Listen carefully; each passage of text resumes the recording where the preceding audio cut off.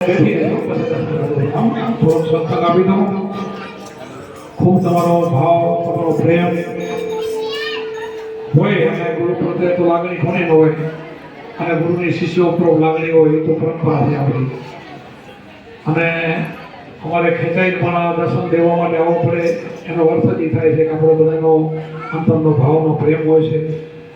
આજે આપણે જેઠ મહિનાની પૂનમ અને આવતી આપણી ગુરુ પૂર્ણિમા હશે, મોટી પૂનમ. એટલે તે પહેલાં તો આપણે 2 દી પહેલાં 3 દી પહેલાં આપણો પાટો છૂટી જવાનો છે, એટલે હરવા ફરવાની છૂટ થઈ જશે. આવતી ગુરુ પૂર્ણિમાનો આપણે કપડે લઈશું. પણ અત્યારે આ આપણા હાથમાં કાંઈ બાજી નથી. અત્યારે ડૉક્ટર કહે કે 2 મહિના સાચવજો, 1.5 મહિનો સાચવજો, એને સાચવવું પડે. એટલે આવતી 27 તારીખે આપણો પાટો છૂટી જશે, પછી આપણે હરવા ફરવાની છૂટ. એટલે ત્યાં સુધી એને આપણે પગ નીચે મૂકવાનો નથી, એટલે થોડુંક સાચવવું પડે. ના સાચવો તો પછી 4-6 મહિના વધારે પછી આરામ થવું પડે. એટલે તમે તો બધા સમજો જ છો. આમાં આપણને કોઈ સમજુ માણસ હોય ને એને આત્માને કોઈ ઠેર લાગતી નથી. શું કામ? આ વસ્તુ આત્મા સુધી પહોંચતી નથી. આ બંધન છે ને, કર્મ બંધન છે, એ શરીરને નડે. આત્માને નાને કશું જ કાંઈ લેવા દેવા નથી. એટલે આપણે ચોથો પદ અવિનાશી આપણું પદ છે, એ આપણું ધ્યાન ભજનનું આસન છે. એટલે ત્યાં કોઈ કાળ કે જમ ત્યાં પહોંચી ન શકે, એટલે આપણને ક્યાંય પરેશાન કરી શકે નહીં. એટલે એ ભૂમિકામાં આપણે બેઠા છીએ. કદાચ તમને એમ લાગતું હોય કે ડૉક્ટરે એમ કીધું કે બાપુને ઓછો બોલો, પણ આજ મને કોઈ ના પાડજો અડધો કલાક બોલું ને, તો આમાં ડૉક્ટરની ગતિ આમાં કામ ન કરે, આમાં આપણી કામ કરે. આમાં ડૉક્ટરની મતિ કામ, જો ડૉક્ટરની મતિ કામ કરે તો ડૉક્ટરો શરીરમાં બધા કાપી કૂટીને બધું ફરી આવે છે, તો એને ભગવાન નથી મળતો, સંતોને મળે છે. એટલે આપણે જે બોલે બીજો નથી, છે પરમેશ્વર પોતે. આજ્ઞાની નારાયણ પોતે આપણી ભૂમિકામાં છીએ, બોલે પોતે સ્વયં છે. તો બોલે એ ઘરની આપણને ખબર છે કે તમે બધા ઈશો શિષ્યો બધા પોતરા બધા મારા આ ઘરે પહોંચેલા છો. એટલે આ દેહના દંડ થોડા ઘણા કાંઈ બી રહી જતા હોય તો આપણે ભોગવી લેવો, ફાયદો નીકળી જાય. અને છે પણ નહીં, દંડ જેવું કાંઈ નથી આવતો, આપણે લાગે કાંઈ પણ નથી આવવાનું. કૃષ્ણ અને રામે આપણે જે દુઃખ સહન કર્યા ને, એ પહેલા તો આપણે એક દિવસે એનું દુઃખ આપણે સહન ન કરી શકીએ. એના દુઃખમાંથી આપણા અવતારો ઋષિમુનિઓ બધા નીકળેલા છે. તો થોડું થોડું કોઈ સંકટ આવે ને તો ડગવાનું નહીં. જરૂર તો ડગે, પણ મણના ડગે નહીં, ડગે ભાગી પડે ભ્રમણ. વીપતું પડે તો મળશે નહીં. તો આમાં તો શું છે, જે કાંઈ નથી. તમે આ પ્રેમથી કેવી મારી સેવા કરો છો, કેટલા હામાં બેઠા છો અને કેટલા આનંદ કરી જાય, એમાં આપણે પસાર થઈ જશે. આમાં શું આપણને દુઃખ સુખ કાંઈ છે નહીં. એટલા માટે આજે ભગવાનથી બાર ભૂમિ રહ્યો છે, એની વાતો આપણે કરવાની છે અને એ ભૂમિકાએ આપણે બોલવાનું છે. અને તમે એ ભૂમિકાએ બધા આવેલા છો.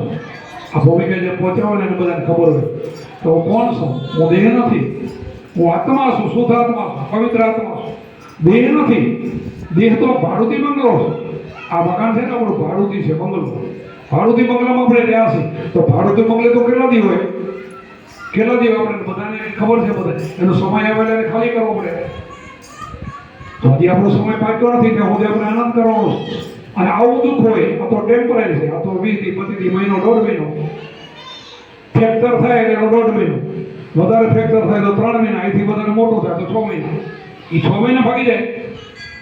આપણે ભાગી ગયા વાળા નહીં. આપણો તો હજાર અમારે અવિનાશી એ જ નહીં. આપણે એ ભૂમિકા બધા. એટલે આપણે આનંદ કરવો, આનંદ કરાવવો. તમે દૂર દૂરથી બધા ભાઈઓ બધા એના બધાના અમારા ભાવથી, પ્રેમથી, હૃદયથી બધાને આશીર્વાદ અને જય ગુરુ મહારાજની. અને આવી રીતે આપણે ભજન કરવું ને પાર ઉતરી જવાનું. આપણે બધા એમને પાર ઉતરી ગયા છે. દેહ તો બધાને એમ ખાલી કરવાનો. કૃષ્ણ રામકૃષ્ણ જતા રહ્યા છે, કોઈ નથી એમ બધાને જવાનું. પાછા વળી યુગમાં આવે, ફરી ફરીને આવે ને પાછા વળી મહિના આવે તો કામ લાગી જાય. રામકૃષ્ણને આવવું પડે, દેવોને પણ આવવું પડે. દેવો તો વારંવાર બોલું છું, દેવોને દુર્લભ એવો તો તમને મનુષ્ય પોતાને મળી ગયો. દેવોથી આગળ તો મળી ગયો. હવે તમારો છોકરો બસ ગુરુએ કીધું રસ્તા ઉપર આવવાનું. જે રસ્તો આપણે ગુરુ બતાવ્યો છે એ રસ્તો ક્યારે માથું જાય ને તો છોડવું નહીં. આ રસ્તાને નહીં છોડવું. બીજા રસ્તા છૂટી જશે તો વાંધો નથી, પણ આ રસ્તો આપણે છૂટવો ન જોઈએ. એને સાધક કહેવાય, એ ગુરુ ગંભારો કહેવાય અને એને ભલે ગુરુ કર્યા કહેવાય. બાકી તો હવે ગુરુ કરીને પછી જાતા ભટકતા હોય ને તો કોઈ આમાં કોઈ વેલ્યુ હોતી નથી. એની કોઈ વેલ્યુ હોતી નથી. વેલ્યુ તો કેની થાય? પરીક્ષા થાય, એમાં પાસ થાય એની વેલ્યુ થાય. પરીક્ષામાંથી પસાર થઈને નીકળી જાય ને એની વેલ્યુ થાય, એની સમજદારી કરાય. એટલે આપણે તો અહીંયા જેટલા બહેનો ભાઈઓ બધા સમજદાર છું એ આપણે આત્માનું જ રટણ કરવાનું છે, એનું જ ભજન કરવાનું છે. અને બોલે બીજો છે જ નહીં, પણ કયા ઘરમાંથી બોલે છે એની ખબર રાખવા માટે આપણે ગુરુને પહેલા માનવા પડશે. તો ગુરુ સિવાય કોઈ ઉપાય નથી. સુરત અને શબ્દનું મિલન કોણ કરાવે? ગુરુ. ગુરુ એક દલાલી છે. દલાલ એટલે ભેટો કરાવી દે. સુંદર મહાત્મા સાખી બોલે છે ને કે સુંદર મહાત્માએ કીધું ને કે જીવાત્મા જુદા રહેતા કંઈક નહીં કરી ગયા. સુંદર કે મેળા હોય કે મોડે હોય કે ગુરુ બને દલાલ. આ ગુરુ એક દલાલ છે.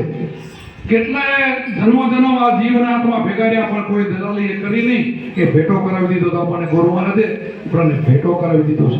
તો ભેટો કેવો? સમજ પૂરો કરાવી દીધો. હવે આપણે સમજીએ નહીં તો આપણો ભાવ કેવો? આપણી સમજણ ન હોય તો કોઈનો બીજાને દોષ નથી હોય. આપણો ભાવ આપણે સમજ્યા નથી તો ગુરુને સમજ્યા, તો નથી શબ્દને સમજ્યા, નથી આ વાત સમજ્યા. સમજી ગયા હોય ને તો એનાથી પર થઈ જાય કે ના આ કઈ છે નહીં. કઈ આ તો આ ઢીકલા ઢગલી રમતમાં પહેલા ખૂબ રમ્યા, હવે નહીં રમી. હવે અજામ નહીં આપણી બનીમાં છે ને, હવે નહીં. હું આનાથી અજામ હવે નહીં રહું. ઘણા એમાં ફસાઈ ગયા છે, ભરભરા ફસાઈ ગયા છે. માયા ને મોહ, મારું તારું, હું ને બધું મારું કરીને કંઈક રાણા કંઈક રાજીયા, આમાં કંઈક ફસાઈ ગયા છે. પણ આપણામાંથી ફસાવવું ન હોય, આ બંધનમાંથી મુક્ત થવું હોય તો એક જ ગુરુનો સંબંધ, એક જ સમરણ, એક જ ધ્યાન. ઘણા ધ્યાન નથી, એક જ ધ્યાન એટલે એક જ હોય. એકનું ધ્યાન હોય ને ધ્યાન કહેવાય. બધાનું ધ્યાન કરો ધ્યાન નહીં.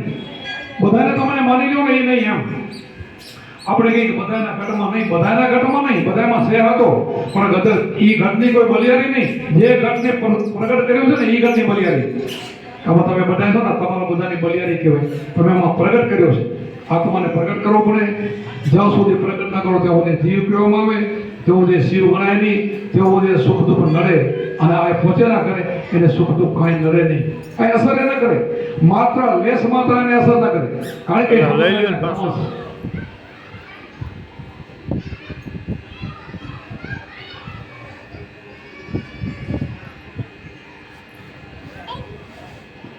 એટલા માટે આપણી આ ભૂમિ પવિત્ર ભૂમિ છે. બોરાની ભૂમિ પવિત્ર છે ને એવી તમે બધાને માની લેજો.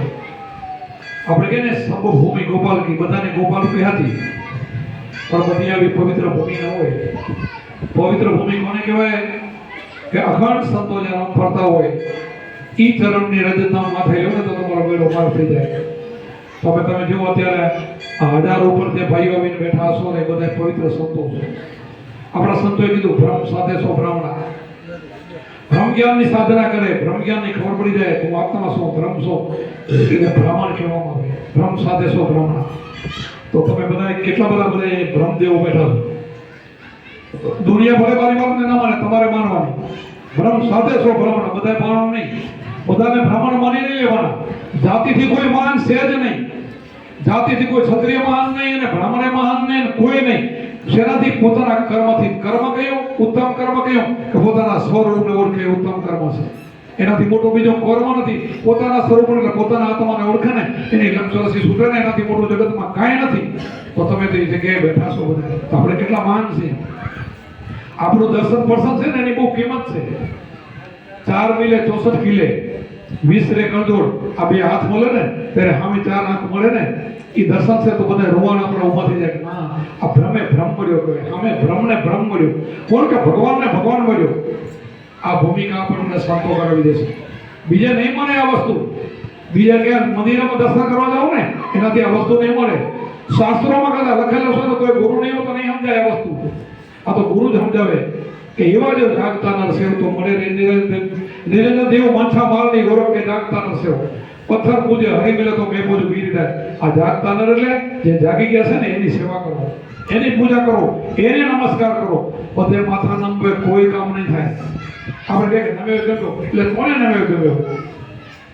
બોલે કોને? બધાને નમે ક્યાંથી ગમે? તો પછી બધું નરકમાં જાય ને.